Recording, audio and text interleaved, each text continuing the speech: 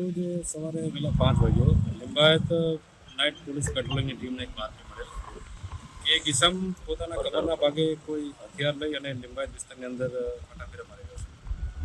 જે માહિતીના આધારે લિંબાયત પોલીસ દ્વારા આરોપી પકડ કરવામાં આવ્યો. ધરપકડ દરમિયાન એની પાસેથી એક હથિયાર કબજે કરવામાં આવ્યું. રાત્રિનો સમય દરમિયાન હતો તો હથિયારમાં કોઈ રાઉન્ડ મળ્યો નહીં.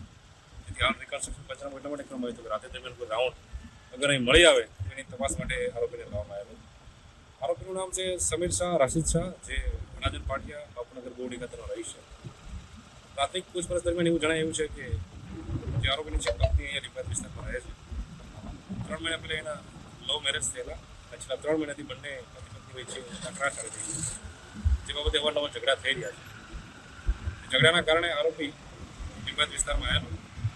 હથિયાર ક્યાંથી લાવ્યો છે અને શા કારણે લાવ્યો હતો એ બાબતની હાલ તપાસ ચાલી રહી છે.